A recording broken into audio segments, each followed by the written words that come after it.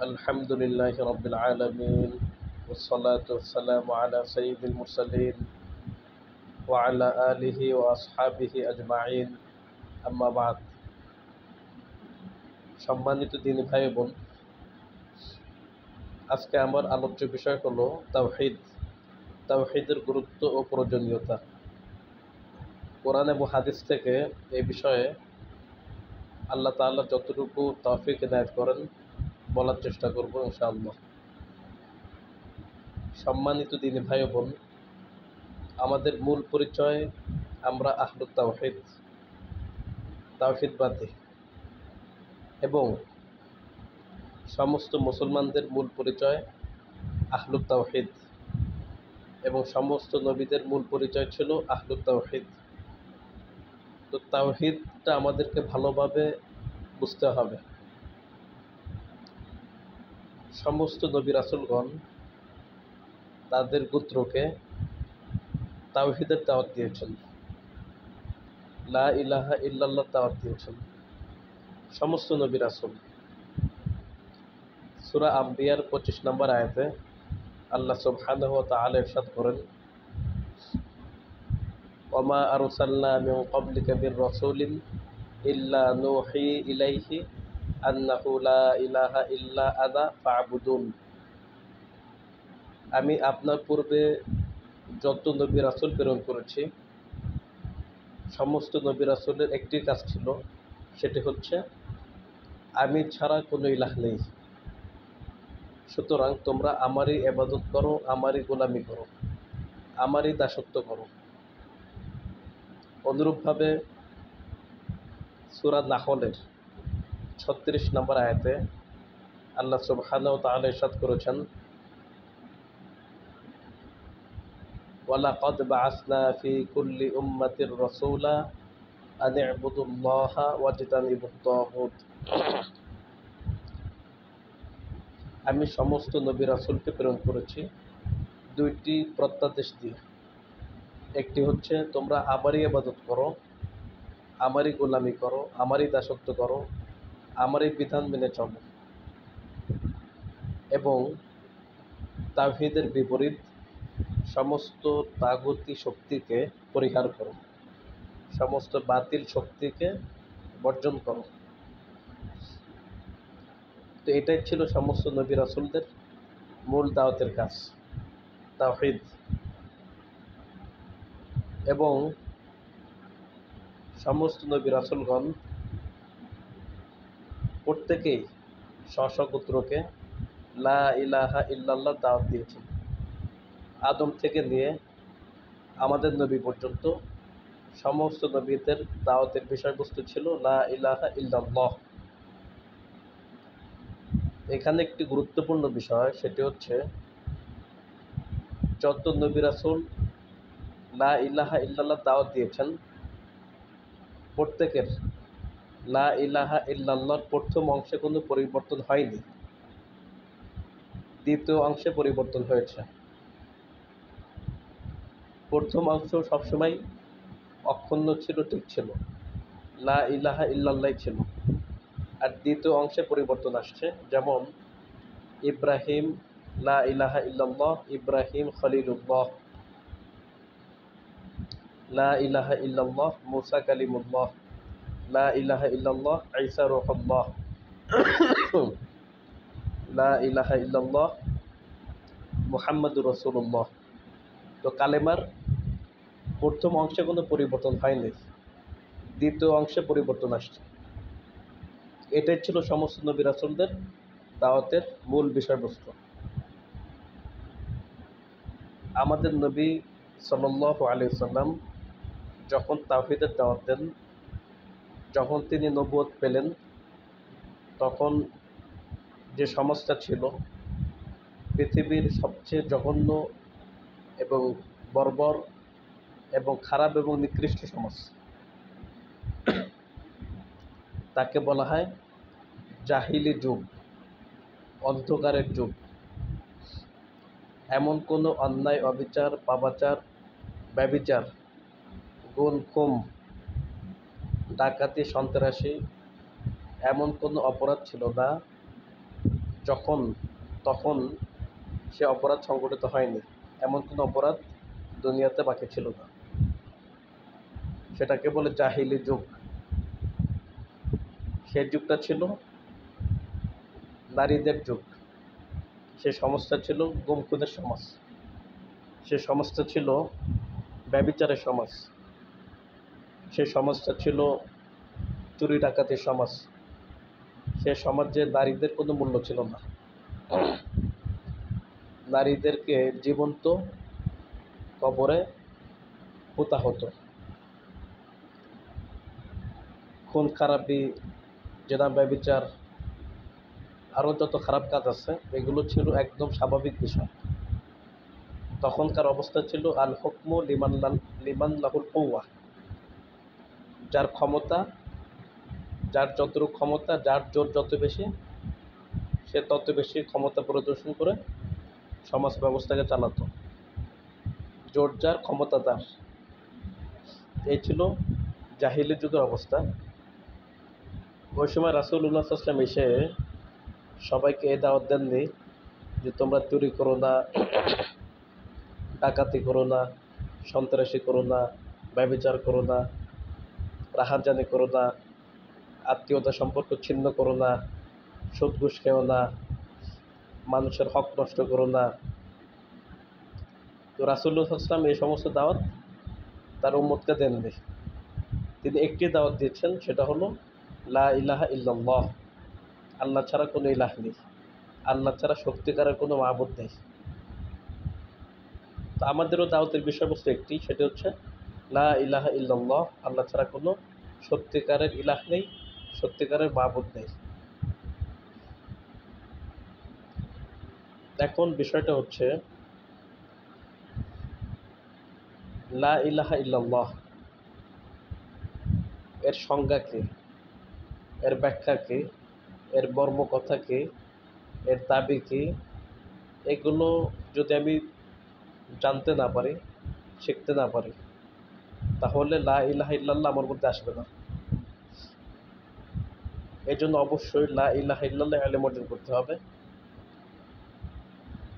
এর জন্য হাদিসের মধ্যে রাসূলুল্লাহ সাল্লাল্লাহু আলাইহি ওয়াসাল্লাম ইরশাদ করেছেন, মান ক্বালা লা ইলাহা ইল্লাল্লাহ সুম্মা মাতা আলা যালিকা ফাদাখালাল জান্নাহ, যে ব্যক্তি লা ইলাহা ইল্লাল্লাহ পড়বে, তারপর লা ইলাহা ইল্লাল্লাহর উপরেই মৃত্যুবরণ করবে, সে জান্নাতে দাখিল হবে। অন্য একটা হাদিসের মধ্যে আসছে, মান কানা আখিরু কালামিহি লা ইলাহা ইল্লাল্লাহ দাখালাল জান্নাহ,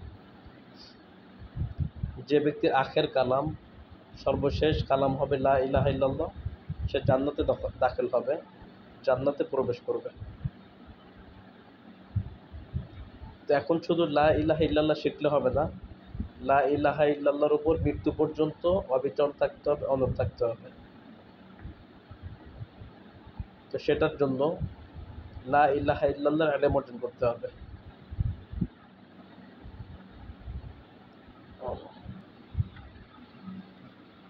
তো জাহিলি যুগে এত অনাচার পাপাচারের মধ্যে রাসূলুল্লাহ সাল্লাল্লাহু আলাইহি ওয়াসাল্লাম লোকদেরকে পাপাচার থেকে নিষেধ করেন নাই, বরং একটি দাওয়াত দিয়েছেন, লা ইলাহা ইল্লাল্লাহ, আল্লাহ ছাড়া কোনো ইলাহ নেই। তিনি সমস্ত মানুষকে উদ্দেশ্য করে বলেছেন, ইয়া আইয়ুহান নাস কুলু লা ইলাহা ইল্লাল্লাহ তুফলিহু, হে সমস্ত মানুষ, তোমরা লা ইলাহা ইল্লাল্লাহ বলো, তাহলে তোমরা সফল কাম হবে, সফলতা লাভ করবে। তো এখানে কয়েকটা বোঝার বিষয় আছে। প্রথমত, রাসূলুল্লাহ সাল্লাল্লাহু আলাইহি ওয়াসাল্লাম কোনো নির্দিষ্ট অঞ্চলের নবী না, এবং তিনি কোনো নির্দিষ্ট উম্মতের নবী না, এবং তিনি কোনো নির্দিষ্ট সময় পর্যন্ত নবী না, বরং রাসূলুল্লাহ সাল্লাল্লাহু আলাইহি ওয়াসাল্লাম সমগ্র মানব জাতির নবী, সর্বকালের সর্বশ্রেষ্ঠ নবী, এবং কিয়ামত পর্যন্ত সমস্ত মানুষের নবী, এবং তিনি বিশ্ব নবী, সারা পৃথিবীর নবী। যেখানে যত মানুষ আছে তিনি তারই নবী। এই জন্য রাসূলুল্লাহ সাল্লাল্লাহু আলাইহি ওয়াসাল্লাম বলেছেন, ইয়া আইয়ুহান নাস, হে দুনিয়ার সমস্ত মানুষ, তোমরা লা ইলাহা ইল্লাল্লাহ বলো, তাহলে তোমার সফল কাম হবে। এখানে দেখেন, ইয়া আইয়ুহান নাস এই কথাটা অন্য কোনো নবী বলতে পারেননি। সমস্ত নবীরা বলেছেন, ইয়া কওমি ইবুদুল্লাহ মা লাকুম মিন ইলাহিন গায়রুহ, হে আমার কওম, হে আমার জাতি, তোমরা ওই রবের ইবাদত করো যার কোনো ইলাহ নেই, যিনি ছাড়া কোনো ইলাহ নেই। আল্লাহর ইবাদত করো যিনি ছাড়া কোনো সত্যিকারের মাবুদ নেই। তো সমস্ত নবী রাসূল ইয়া কওমি, হে আমার কওম, হে আমার জাতি, এভাবে তারা দাওয়াত দিয়েছেন, স্ব গোত্রকে দাওয়াত দিয়েছেন। আর শুধুমাত্র আমাদের নবী সমস্ত মানুষকে লক্ষ্য করে তাওহীদের দাওয়াত দিয়েছেন, ইয়া আইয়ুহান নাস কুলু লা ইলাহা ইল্লাল্লাহ তুফলিহু।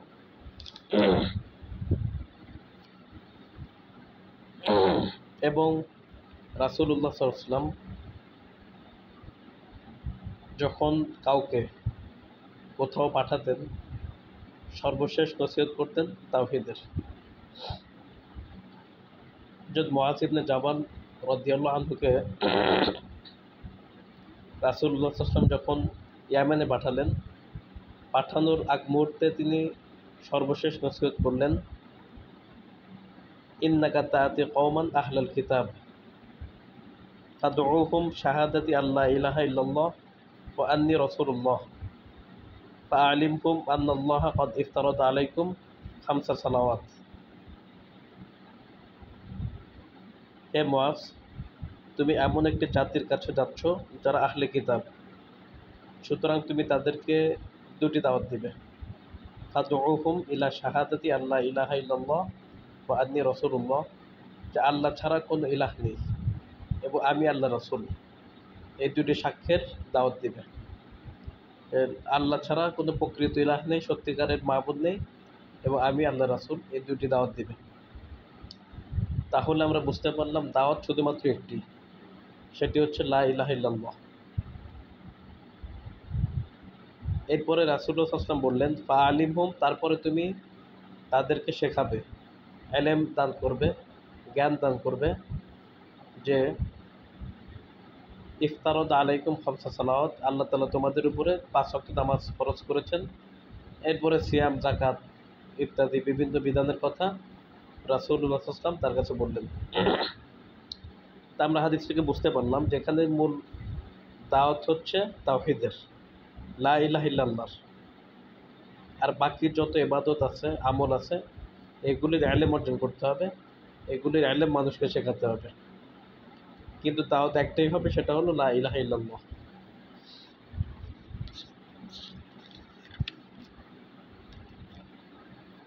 এই জন্য তাওহীদকে বুঝতে হবে। খুব দুঃখের সাথে বলতে হয়, আমরা যে সমাজ ব্যবস্থায় বাস করছি, প্রায় 93% মুসলমান, এর মধ্যে 1% মুসলমানও তাওহীদ সম্পর্কে সম্পূর্ণরূপে ইলম রাখে না, জ্ঞান রাখে না, তাওহীদ চর্চা করে না। তাওহীদের শর্ত শারায়েত, তাওহীদের সংজ্ঞা, তাওহীদের ইতিবাচক নেতিবাচক যত বিষয় আছে, এগুলো সম্পর্কে একেবারেই অজ্ঞ, মূর্খ, বেখবর। এর জন্য আমাদেরকে অবশ্যই এই তাওহীদের দাওয়াত দিতে হবে, লা ইলাহা ইল্লাল্লাহর দাওয়াত দিতে হবে। আমরা যদিও তাওহীদি মুসলিম জনতা দাবি করি যে আমরা সবাই তাওহীদপন্থী, আহলু তাওহীদ, কিন্তু বাস্তবিক অর্থে আমাদের অধিকাংশের মধ্যে তাওহীদ অনুপস্থিত, বিদ্যমান না। তাওহীদি মুসলিম জনতা সারাদিন শিরক করছে, কুফর করছে, এবং শিরকের দাওয়াত দিচ্ছে, কুফরের দাওয়াত দিচ্ছে, বেদাতি কাজ করছে, তাওহীদ পরিপন্থী কাজ করছে, ঈমান ভঙ্গের কাজ করছে, তাওহীদ বিনষ্টকারী সমস্ত কাজের মধ্যে লিপ্ত আছে। আবার দাবি করছে আমি আহলু তাওহীদ, তাওহীদ পন্থী বা তাওহীদবাদী। বিষয়টা দুঃখের বিষয়। তো আমাদেরকে বাস্তবিক অর্থে আহলুত তাওহীদ হইতে হবে। শুধু নামকে অস্ত্রে আহলুত তাওহীদ হলে পরকালে মুক্তি পাওয়া কোনোভাবেই সম্ভব না। এই জন্য আমাদের 93% মুসলমানের মধ্যে অধিকাংশের ইমান শিরকযুক্ত, তাওহীদ শূন্য। আমাদের জনপদ তাওহীদ শূন্য জনপদ এবং শিরিক কুফুরে ভরপুর জনপদ। তো আমাদেরকে তাওহীদের কাজ করতে হবে। শিরিক মুক্ত তাওহীদ, বেদাত মুক্ত সুন্নতি আমল আমাদেরকে প্রতিষ্ঠা করতেই হবে। অনেকে পীর বাবার ভক্ত মুরিদ, তারা বিভিন্ন শিরিক এবং বেদাতের মধ্যে লিপ্ত। অনেকে মাজারপন্থী, তারা মান্যত বাবার দরবারে বিভিন্ন চাওয়া শিরকি কুফরি আকীদা পোষণ করে। এর জন্য আল্লাহ সুবহানাহু ওয়া তাআলা সূরা ইউসুফের 106 নম্বর আয়াতে ইরশাদ করেন, ওয়ামা ইউমিনু আকসারুহুম বিল্লাহ ইল্লা ওয়া হুম মুশরিকুন। বেশিরভাগ লোক আল্লাহর উপর ঈমান আনা সত্ত্বেও মুশরিক। অধিকাংশ মুসলমানদের ঈমান শিরকযুক্ত, অধিকাংশ মুসলমান আল্লাহর উপর ঈমান আনা সত্ত্বেও মুশরিক। তার মানে যত মুসলিম দুনিয়াতে আছে বেশিরভাগ মুসলিমের ঈমান শিরকযুক্ত, শিরক মুক্ত না। বিভিন্ন ক্যাটাগরির শিরক বিভিন্ন মুসলমান পোষণ করে থাকে। আল্লাহকে বিশ্বাস করে, সাথে সাথে শিরকও করে। এই জন্য সম্পূর্ণরূপে তাওহীদকে বুঝতে হলে তাওহীদের ইলম অর্জন করতে হবে, তাওহীদের জ্ঞান অর্জন করতে হবে। এটা আমাদের প্রথম কাজ। এবং তাওহীদের ইলম অর্জন করা এটা সেরা ফরজ। এবং প্রত্যেকের উপর তাওহীদের ইলম অর্জন করা ফরজে আইন। পুরুষ মহিলা, বালক বালিকা, আলেম মূর্খ, বৃদ্ধ বৃদ্ধা সকলের জন্য এটা ফরজে আইন। এমনকি যে ব্যক্তি স্বাক্ষর করতে জানে না তাকেও তাওহীদের ইলম শিখতেই হবে। শেখা তার জন্য আবশ্যক, ফরজে আইন, অবশ্য কর্তব্য। এই জন্য সূরা মুহাম্মাদের 19 নম্বর আয়াতে আল্লাহ তাআলা ইরশাদ করেছেন, ফা'লাম আন্নাহু লা ইলাহা ইল্লাল্লাহ ওয়াস্তাগফির লিযামবিকা ওয়ালিল মুমিনিনা ওয়াল মুমিনাত। যে তুমি লা ইলাহা ইল্লাল্লাহর ইলম অর্জন করো, তুমি লা ইলাহা ইল্লাল্লাহর ইলম অর্জন করো। এখানে আদেশসূচক শব্দ। আল্লাহ সুবহানাহু ওয়া তাআলা প্রত্যেকটা মানুষকে আদেশ করছেন যে তুমি তাওহীদের ইলম অর্জন করো, লা ইলাহা ইল্লাল্লাহর ইলম অর্জন করো। অথচ আমাদের বেশিরভাগ মুসলিম যারা তাওহীদি মুসলিম জনতা দাবি করে, কিন্তু বেশিরভাগ কালেমার অর্থটাই আমরা জানি না। লা ইলাহা ইল্লাল্লাহর অর্থটাই আমরা বেশিরভাগ লোক বলতে পারি না। যদি জিজ্ঞেস করি, বলেন তো লা ইলাহা ইল্লাল্লাহর অর্থ কি, তখন উত্তর দিবে আল্লাহ ছাড়া কোনো মাবুদ নেই। অথচ আকীদার কিতাবগুলোতে আছে, যদি কোনো ব্যক্তি বলে আল্লাহ ছাড়া কোনো মাবুদ নাই, তাহলে সে ওয়াহদাতুল উজুদে বিশ্বাসী মুশরিক হয়ে যাবে। মানে আল্লাহ ছাড়া কোনো মাবুদ নাই এর অর্থটা কি? যেমন হিন্দুরা গাছ পূজা করে, মাছ পূজা করে, গরু পূজা করে, মানুষ পূজা করে, চন্দ্র সূর্য পূজা করে, আরও সব কিছু পূজা করে। তা আমি যদি বলি আল্লাহ ছাড়া কোনো মাবুদ নাই, এর অর্থ হলো যে আল্লাহ তাআলা সব কিছুর মধ্যে বিদ্যমান। মানে আল্লাহ ছাড়া কারো ইবাদত করা হয় না। এটা এটা যদি আমি বলি, তাহলে গাছের ইবাদত করতেছি মানে আল্লাহর ইবাদত করছি, মাছের পূজা করতেছি মানে আল্লাহর ইবাদত করছি, সব কিছুর মধ্যে আল্লাহ তাআলা বিদ্যমান। এর জন্য আল্লাহ ছাড়া কোনো মাবুদ নাই এই অর্থটা সঠিক না। এই সঠিক অর্থটা আমরা অনেকে জানি না। এখানে সঠিক অর্থটা কি? লা ইলাহা ইল্লাল্লাহ, লা ইলাহা ইল্লাল্লাহ বিহাক্কিন, অর্থাৎ লা মা'বুদা বিহাক্কিন ইল্লাল্লাহ। লা মা'বুদা বিহাক্কিন ইল্লাল্লাহ, আল্লাহ ছাড়া সত্যিকারের কোনো মাবুদ নেই। যার ইবাদত করা হয় তাকে মাবুদ বলা হয়। তো আমি তো এটা বলতে পারি না যে আল্লাহ ছাড়া কোনো মাবুদ নেই। তাহলে তো যাদের ইবাদত করা হচ্ছে তাদেরকে অস্বীকার করা হলো। তো এখানে বলতে হবে আল্লাহ ছাড়া সত্যিকারের কোনো মাবুদ নেই। মাবুদ আছে, মুশরিকরা যাদের ইবাদত করে তারাও মাবুদ, কিন্তু তারা কি মাবুদ? বাতিল মাবুদ, মিথ্যা মাবুদ। আর সত্য মাবুদ একমাত্র আল্লাহ সুবহানাহু ওয়া তাআলা। মাবুদ নাই এটা বলা যাবে না, মাবুদ আছে। একটা হচ্ছে বাতিল মাবুদ, আর একটা হলো হক মাবুদ, সত্য মাবুদ। তো মুশরিকদের মাবুদ হলো বাতিল মাবুদ, বাতিল ইলাহ। আর মুমিন মুসলমানদের মাবুদ হলো সত্যিকারের মাবুদ, হক মাবুদ। এই পার্থক্যটা আমাদেরকে বুঝতে হবে। তো কালেমার সঠিক অর্থ হলো আল্লাহ ছাড়া সত্যিকারের কোনো মাবুদ নেই। তো এখন এই তাওহীদ শূন্য জনপদ, তাওহীদ শূন্য এলাকায় আমরা বাস করছি।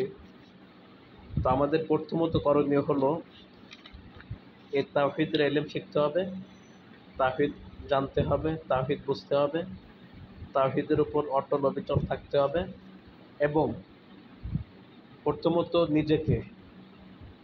নিজেকে তাওহীদের উপর প্রতিষ্ঠিত করতে হবে। দ্বিতীয়ত আহল পরিবারকে তাওহীদের উপর প্রতিষ্ঠিত করতে হবে। আল্লাহ সুবহানাহু ওয়া তাআলা বলেছেন, কু আনফুসাকুম ওয়া আহলিকুম নার, আগে তুমি নিজেকে তারপর তোমার পরিবারকে জাহান্নাম থেকে রক্ষা করো। এর জন্য আমার প্রথম দায়িত্ব হলো আমি নিজে তাওহীদ শিখব, তাওহীদ বুঝব, তাওহীদ চর্চা করব, তাওহীদ অনুশীলন করব, তাওহীদ বাস্তবায়ন করব। তারপর দ্বিতীয়ত আমার পরিবারকে তাওহীদ শেখাবো, তাওহীদ বোঝাবো, তাওহীদের উপর ওঠাবার চেষ্টা করব।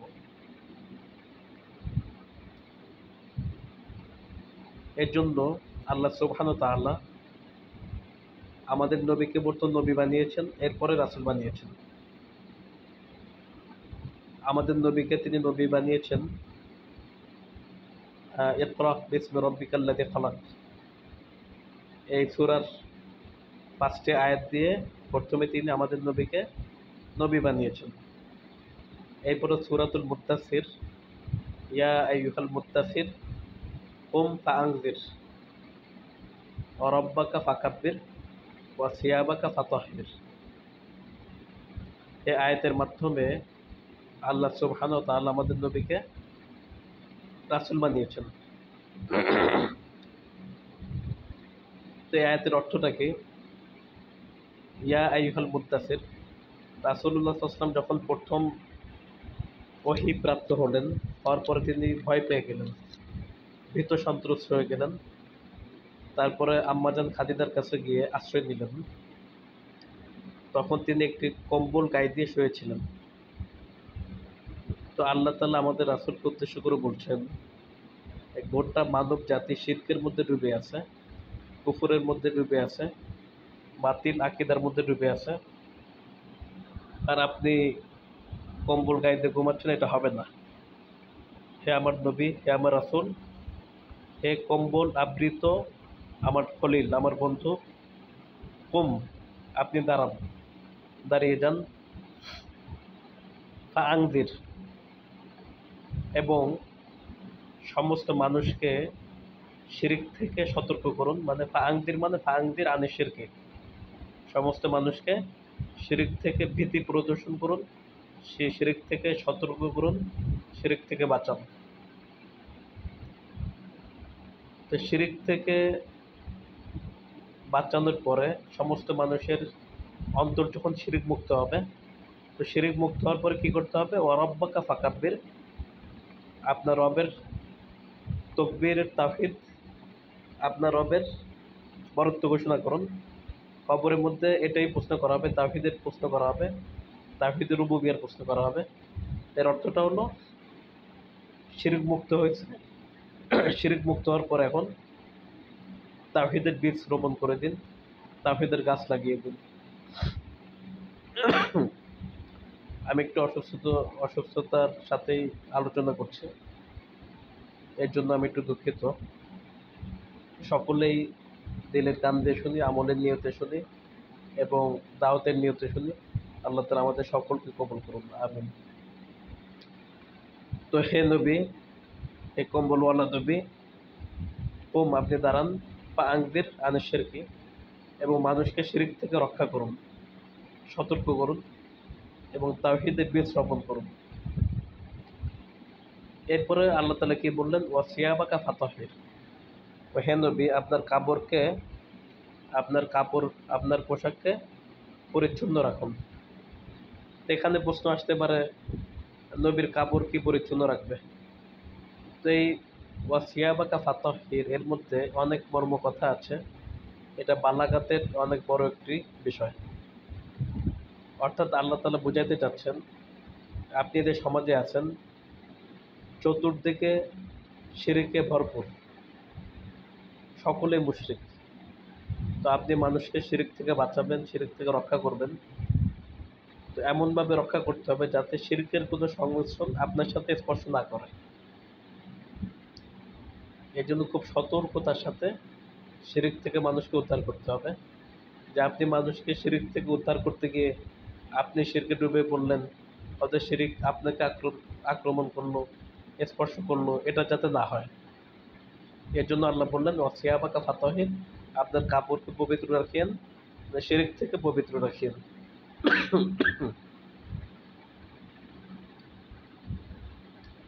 তো এটা হলো মূলত তাওহীদ। এটা আমাদেরকে ভালোভাবে বুঝতে হবে।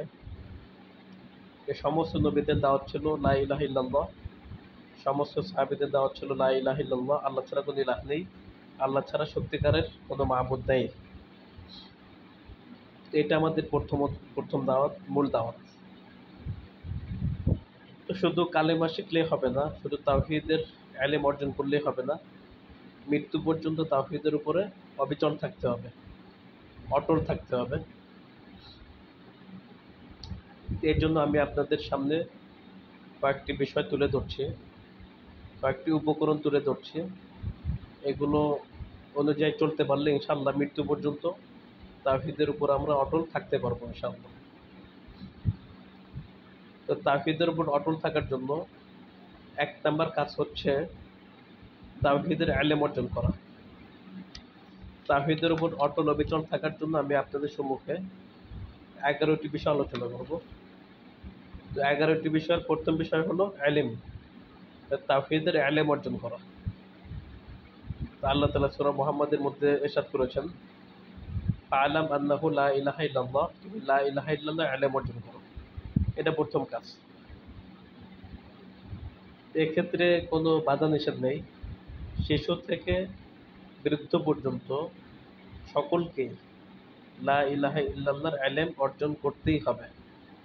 যে ব্যক্তি স্বাক্ষর করতে জানে না তাকেও লা ইলাহা ইল্লাল্লাহর ইলম অর্জন করতে হবে, নতুবা সে দুনিয়াতেও সফল হবে না, আখিরাতেও সফল হবে না।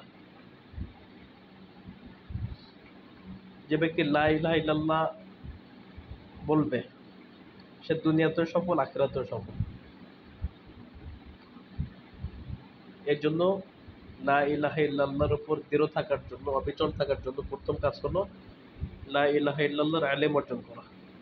আর 2 নম্বর কাজ হলো কোরআনের সাথে গভীর সম্পর্ক স্থাপন করা, গভীর কানেকশন তৈরি করা, বেশি বেশি কোরআন তেলাওয়াত করা, ফজিলতের সূরাগুলি বেশি বেশি তেলাওয়াত করা, কোরআনের অর্থ অনুবাদ বেশি বেশি পড়া, কোরআনের তাফসীর বেশি বেশি পড়া।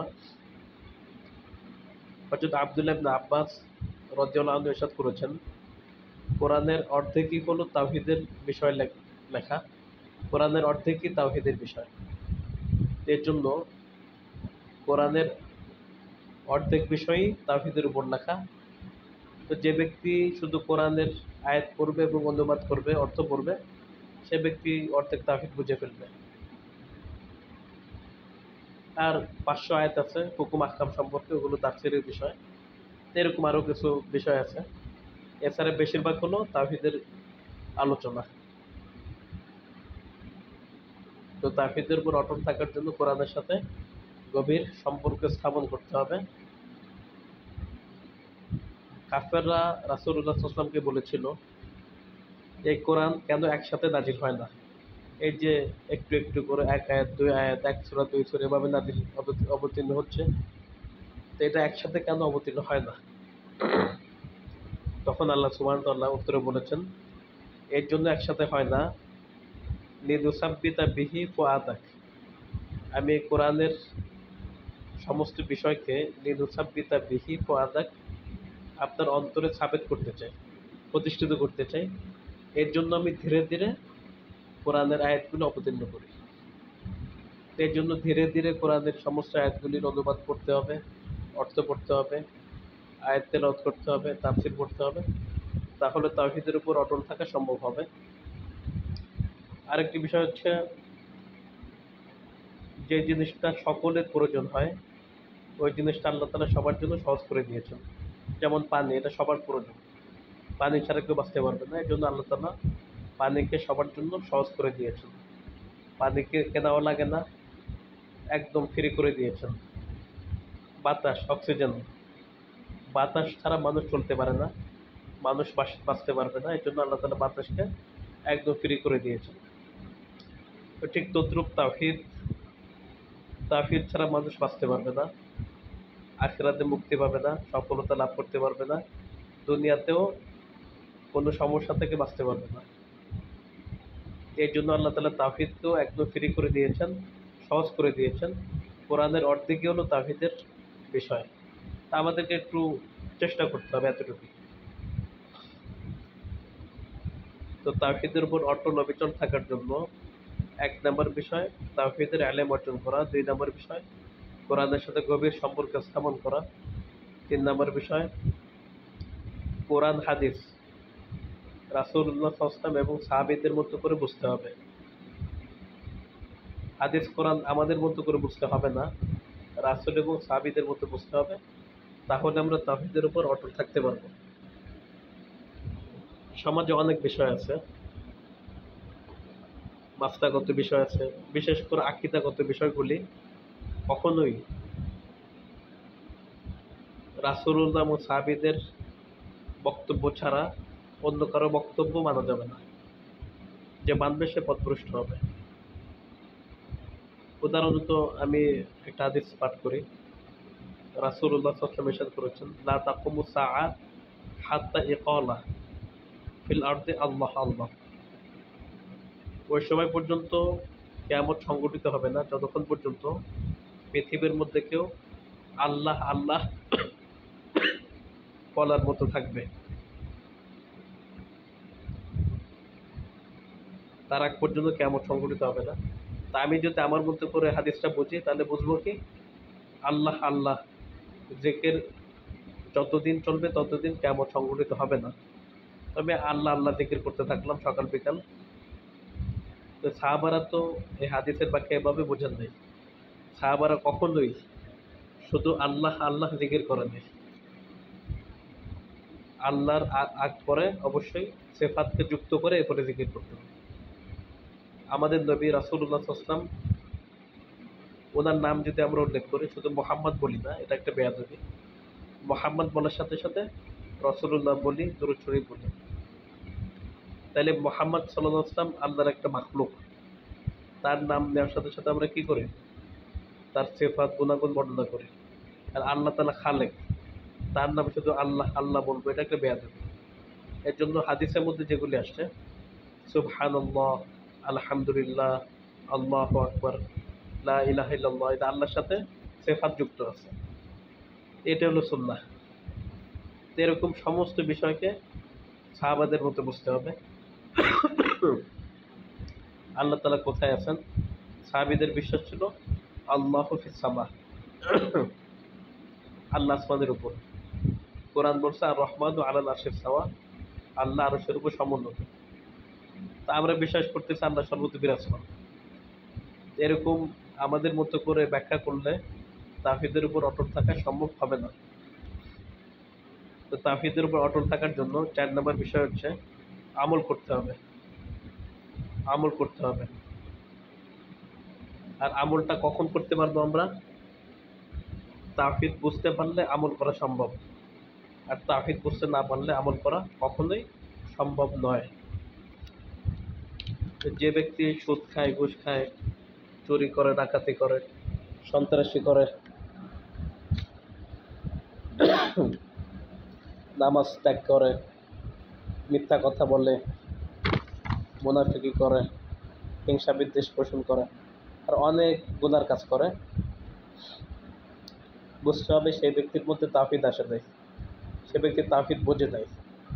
তাওহীদ বোঝে নাই বিদায়ী শিরিক করে, কুফর করে, বেদাতি কাজ করে, সুদ খায়, ঘুষ খায়, চুরি করে, ডাকাতি করে, দাড়ি চাচ্ছে, টাকটুর নিচে কাপড় রাখে, কবিরা গুনাহ করে।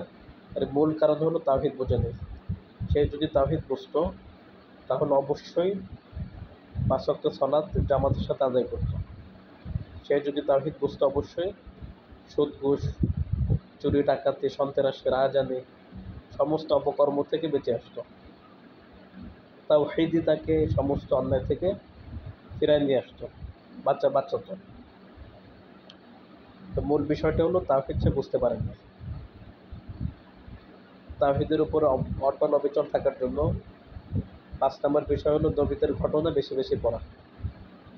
কারণ সমস্ত নবীরা তাওহীদের দাওয়াত দিয়েছেন। তো তাওহীদের দাওয়াত দিতে গিয়ে সমস্ত নবী রাসূলগণ বিভিন্ন জুলুমের শিকার হয়েছেন, অবিচারের শিকার হয়েছেন, খুনের শিকার হয়েছেন, অনেক নির্যাতনের শিকার হয়েছেন। তো যখন আমি এবং আপনি তাওহীদের দাওয়াত দিব, তখন নবীদের ঘটনা আমাদের সামনে রাখবো। তাহলে আমরা তাওহীদের দাওয়াতের কাজ করতে পারবো। নবী ইব্রাহিম আলাইহিস সালাম তাওহীদের দাওয়াতের কারণে অগ্নিকুণ্ডে নিক্ষিপ্ত হয়েছেন, অনেক নবী শহীদ হয়েছেন। তো এই বিপদগুলি আমার উপর আসতে পারে, যদি আসেও তবুও আমাকে তাওহীদের দাওয়াত দিতে হবে। তাওহীদ থেকে সরা যাবে না, তাওহীদের দাওয়াতকে বন্ধ করা যাবে না। তো এটা হলো ৫ নম্বর কাজ। নবীদের কেসাস ঘটনাগুলি বেশি বেশি পড়তে হবে। তাওহীদের দাওয়াত দিতে গিয়ে নবীরা কত সমস্যার সম্মুখীন হয়েছেন, কত মুসিবতের সম্মুখীন হয়েছেন, সেগুলো আমাদেরকে বেশি বেশি পড়তে হবে। তাওহীদের উপর অবিচল থাকার জন্য ৬ নম্বর কাজ হলো বেশি বেশি দোয়া করতে হবে, দোয়া কান্নাকাটি করতে হবে। কোরআনের মধ্যে, হাদিসের মধ্যে অসংখ্য দোয়া আল্লাহ তাআলা শিখিয়েছেন। রব্বানা লা তুযিগ কুলুবানা বা'দা ইয হাদাইতানা ওয়া হাব লানা মিন লাদুনকা রাহমা ইন্নাকা আনতাল ওয়াহ্হাব। হাদিসের মধ্যে ইয়া মুসারিফাল কুলুব সারিফ কলবি আলা তাআতিক, ইয়া মুকাল্লিবাল কুলুব সাব্বিত কলবি আলা দীনিক। এরকম অনেক দোয়া রাসূলুল্লাহ সাল্লাল্লাহু আলাইহি ওয়াসাল্লাম আমাদেরকে শিখিয়েছেন। এই দোয়াগুলি বেশি বেশি করা, যাতে আল্লাহ তাআলা আমাকে পথভ্রষ্ট করে না দেয়, তাওহীদের উপরে অটল অবিচল রাখে, ঈমানে মৃত্যু দান করে, তাওহীদের উপরে আমাকে মৃত্যু দান করেন। আবু তালেব নবীকে ভালোবাসতো, কিন্তু সে আল্লাহর কাছে কখনো দোয়া করে নাই, মন থেকে আল্লাহর কাছে চায়নি যে আল্লাহ তুমি আমাকে হেদায়েত দান করো, তাওহীদের উপর রাখো। এর জন্য তার কপালে হেদায়েত জোটে নেই। অথচ আবু তালেব নবীকে প্রচণ্ড রকমের ভালোবাসতো। আবু তালেব রাসূলুল্লাহ সাল্লাল্লাহু আলাইহি ওয়াসাল্লামের নামে প্রায় ৮০ লাইনের কবিতা লিখছে। এই কবিতাগুলি আপনারা পড়লে বুঝতে পারবেন যে কত ভালোবাসা, কবির ভালোবাসা এই কবিতাগুলির মধ্যে আছে। কিন্তু শেষ পর্যন্ত আবু তালেব ঈমানের উপরে, তাওহীদের উপরে কবরে যেতে পারেনি। এর মূল কারণ হলো সে আল্লাহর কাছে মন থেকে দোয়া করেনি, সমাজকে ছাড়তে পারে নাই, বাপ দাদাদেরকে ছাড়তে পারে নাই। তো তাওহীদের উপর অটল অবিচল থাকার জন্য ৬ নম্বর কাজ হচ্ছে দোয়া করতে হবে। ৭ নম্বর কাজ হচ্ছে তাওহীদের দাওয়াত দিতে হবে। তাওহীদের উপর অটল অবিচল থাকার জন্য ৭ নম্বর কাজ হচ্ছে তাওহীদের দাওয়াত দিতে হবে। আর তাওহীদের দাওয়াত দিতে গেলে আগে আপনাকে তাওহীদ শিখতে হবে, তাওহীদ বুঝতে হবে, এরপরে আপনি অন্যকে দাওয়াত দিতে পারবেন। কোনো একটা বিষয়ে যদি আপনি জানেন, ওই বিষয়টা আপনি অন্যকে বলতে পারবেন। আপনি না জানলে অন্যকে বলতে পারবেন না। আপনি কাউকে অঙ্ক শেখাবেন, আপনি নিজে অঙ্ক জানেন না, তাহলে কী শেখাবেন?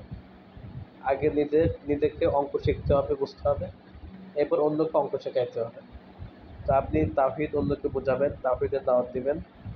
এর জন্য প্রথমে আপনাকে তাওহীদ শিখতে হবে, আপনাকে তাওহীদ বুঝতে হবে, আপনাকে তাওহীদের হক আদায় করতে হবে, এরপর আপনি অন্যকে তাওহীদের দাওয়াত দিতে পারবেন।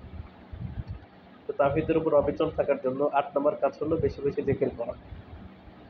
আল্লাহ সুবহানাহু ওয়া তাআলা ইরশাদ করেছেন, ইয়া আইয়ুহাল্লাযীনা আমানু যকুরুল্লাহ যিকরান কাসীরা। হে মুমিনগণ, তোমরা বেশি বেশি আল্লাহর জিকির করো। উঠতে বসতে চলতে ফিরতে যে কোনো অবস্থাতেই, সর্ব অবস্থাতে আল্লাহর জিকির বেশি বেশি করা। অন্য একটা আয়াতে আল্লাহ তাআলা বলছেন, ৩ অবস্থায় আল্লাহর জিকির করো: বসা অবস্থায়, শোয়া অবস্থায়, দাঁড়ানো অবস্থায়। কিয়ামান ওয়া কুউদান ওয়া আলা জুনুবিহিম, যে দাঁড়ানো অবস্থায়, বসা অবস্থায় এবং শোয়া অবস্থায়, ৩ অবস্থাতে আল্লাহর জিকির করো। তো যেহেতু আল্লাহ তাআলার এটা আদেশ, আর ৩ অবস্থাতেই আল্লাহ তাআলা জিকির করতে বলছেন, এর জন্য এটা আমাদের দ্বারা সম্ভব। আর জিকিরটা হলো তাওহীদের খোরাক, তাওহীদের খাদ্য। এই প্রত্যেকটা জিকির হলো আপনার তাওহীদের বাক্য। সুবহানাল্লাহ, আলহামদুলিল্লাহ, লা ইলাহা ইল্লাল্লাহ, আল্লাহু আকবার। প্রত্যেকটা জিকিরে তাওহীদের এক একটা বাক্য। তো তাওহীদের জিকির বেশি বেশি করব, তাহলে তাওহীদের খাদ্য আমাদের মধ্যে যাবে, তাওহীদের মধ্যে সঞ্চালন তৈরি হবে, শক্তি তৈরি হবে। তো তাওহীদের উপর অবিচল থাকার জন্য ৯ নম্বর কাজ হলো তাওহীদ বিরোধী সমস্ত রাস্তা চিনতে হবে। তো আমি তাওহীদের উপর অটল থাকবো, তাওহীদ বিরোধী রাস্তা চিনব না, এটা হতেই পারে না। যদি এমন হয় আমি তাওহীদের উপর থাকতে চাই, আবার তাওহীদের বিরোধী তাগুতি রাস্তা আমি চিনতে পারছি না, তাহলে এমন হইতে পারে আমি তাওহীদের উপর চলতে চাই, কিন্তু ভুলবশত তাগুতের রাস্তা আমরা চলাফেরা করছি। আমি তাওহীদের উপর অবিচল থাকতে চাই, অথচ বেদাতীদের সাথে উঠা বসা করি, চলাফেরা করি, বেদাতীদের মাহফিলে যাই, তাহলে তাওহীদের উপর থাকা সম্ভব হবে না। এর জন্য তাওহীদ বিরোধী রাস্তাগুলো আমাদেরকে চিনতে হবে। আপনি কোথাও যাবেন, তা আপনাকে যাচাই করতে হবে কোন রাস্তাটা ভালো। যদি কোনো একটা রাস্তা দিয়ে যাওয়া শুরু করেন আর ওই রাস্তায় ডাকাত, সন্ত্রাস এবং এদের সম্মুখে পড়েন, তাহলে আপনার উপায় থাকবে না। এর জন্য আপনাকে যাচাই করতে হবে কোন রাস্তাটা নিরাপদ, কোনটা বিপদমুক্ত, সংখ্যামুক্ত। বিপদমুক্ত রাস্তায় আপনাকে চলতে হবে। অনেকে বলে যে ভাই আমি সবার সাথে আছি, তাওহীদের সাথেও আছি, ওই শিরক কুফর যারা করে ওদের সাথে আমি সবার সাথেই চলাফেরা করি। আসলে যারা এটা বলে এদের আসলে তাওহীদ এরা বুঝে নেই, তাওহীদের মর্ম কথা, তাওহীদের ব্যাখ্যা এদের মধ্যে আসে নেই। একসাথে সবার সাথে চলা সম্ভব না। তাওহীদবাদী মোমেন কখনো তাগুতের সাথে চলতে পারে না, মুশরিকের সাথে চলতে পারে না, মুরতাদের সাথে চলতে পারে না, ইসলাম বিদ্বেষীর সাথে চলতে পারে না, বেদাতের সাথে চলতে পারে না। এর জন্য তাওহীদ বিরোধী রাস্তাগুলো আমাদেরকে বুঝতে হবে, চিনতে হবে। তাওহীদের উপর অবিচল থাকার জন্য ১০ নম্বর কাজ হচ্ছে তাওহীদবাদীদের সংস্রবে থাকতে হবে, তাওহীদবাদীদের সোহবতে থাকতে হবে। অকুনু মা'আস সাদিকিন, মুওয়াহহিদদের সোহবতে থাকতে হবে, আহলুত তাওহীদের সোহবতে থাকতে হবে। তো আপনি তাওহীদের উপর থাকতে চান কিন্তু বেদাতীদের সোহবতে থাকেন, আহলুত তাওহীদের সোহবতে থাকেন না, থাকতে পছন্দ করেন না, তাহলে তাওহীদের উপর থাকতে পারবেন না। অনেকে বলে ভাই সব মাহফিলে যাই, আমি তো খারাপগুলি গ্রহণ করি না, ভালোগুলো গ্রহণ করি। তারা যে ভালো কথাগুলি বলে সেগুলো নিয়ে, আর বেদাতি শিরকি কুফরি কথাগুলি বর্জন করি। এখন আপনি যদি ভালো মন্দ বুঝতেই পারেন, তাহলে তো আপনার কোনো মাহফিলে যেতে হবে না, উল্টো আপনার কাছে সমস্ত মানুষরা আসবে। কথা ঠিক না?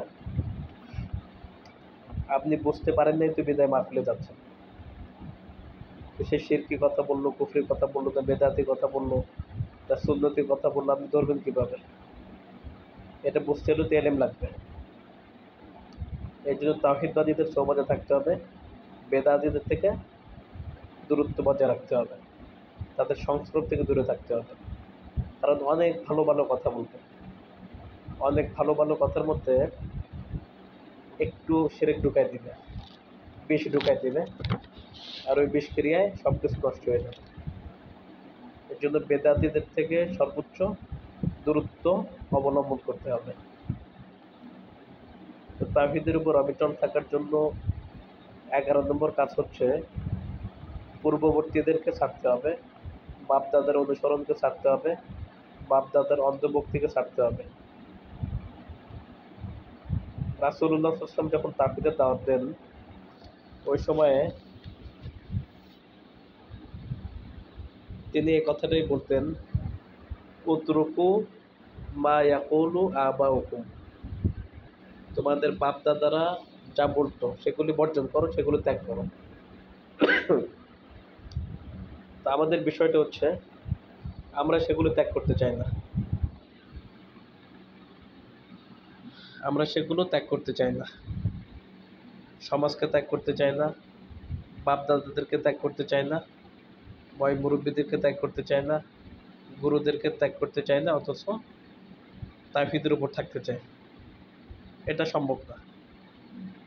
আপনি সমাজ ছাড়তে পারবেন না, রুসুমাত ছাড়তে পারবেন না, জাহেলিয়াত ছাড়তে পারবেন না, বেদাত ছাড়তে পারবেন না, আবার তাওহীদের উপর থাকতে চান, এটা আপনার দ্বারা কখনো সম্ভব না, কারো দ্বারা সম্ভব না। তাওহীদের উপর থাকতে চাইলে অতি অবশ্যই জাহিলিয়াতকে ছাড়তে হবে, বাপদাদাকে ছাড়তে হবে, বাপদাদার অন্ধ অনুকরণকে ছাড়তে হবে, সমাজকে ছাড়তে হবে, সব কিছুকে ছাড়তে হবে এবং কোরআন সুন্নাহর বাণীকেই গ্রহণ করতে হবে। তাহলে আপনি তাওহীদের উপর অটল অবিচল থাকতে পারবেন। আবু তালেব তাওহীদের মধ্যে আসতে পারে না কেন? মূল কারণ হলো আবু তালেব সমাজকে ছাড়তে পারে নাই। এর জন্য মৃত্যুর আগে বলছে, আনা আলা মিল্লাতে আব্দুল মুত্তালিব, আমি আমার বাপদাদার মতের উপরেই আছি। এর জন্য বাপদাদা, বীর বাবা, আকাবির এসব ছাড়তে হবে, ছেড়ে কোরআন সুন্নাহকে অনুসরণ করতে হবে। কোরআন সুন্নাহর যত জায়গা আছে সব জায়গায় আল্লাহ তাআলা বলছেন এই কোরআন সুন্নাহকে আতিউল্লাহ আতিউর রাসূল, আল্লাহকে আনুগত্য করো, রাসূলের আনুগত্য করো। আল্লাহর আনুগত্য করো এর অর্থ কি? কোরআনের আনুগত্য করো।